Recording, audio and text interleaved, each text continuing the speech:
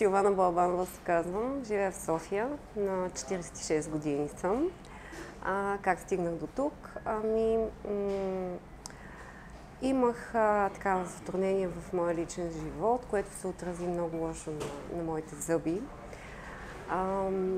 И живях известно време, свикнах с това, но в един момент поисках отново да върна моята ослепителна усмивка.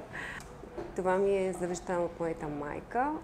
Тя ми казваше всъщност никога нищо да не помрачава моята лъчезарна усмивка. И всичко стана много бързо, благодарение на моя близка, мога да я нарека, Звезди. Разказах и, че имам такава мечта, че искам да си върна усмивката и я попитах дали може да ми помогне. Предполагам, познавате Звезди. Ако не я познавате, задължително трябва да се запознаете с нея, защото тя е един страхотен човек. И така, всичко наистина стана много бързо. Беше като едно коледно чудо, защото всъщност първото ми идване беше на Коледа, 24 декември.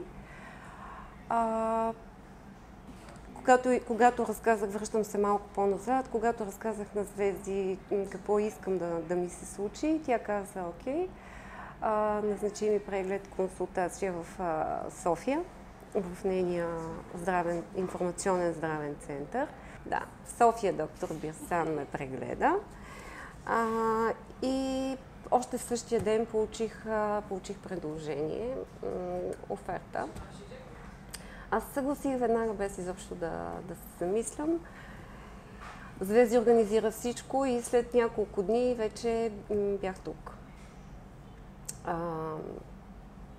Това беше, както казах, на вечерието на Коледа, между Коледа и Нова година. Тогава ми поставиха имплантите.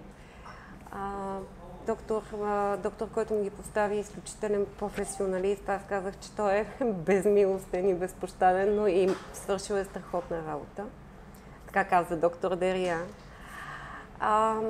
Сега, след 6 месеца, се върнах отново, за да довърша това, което бяхме започнали.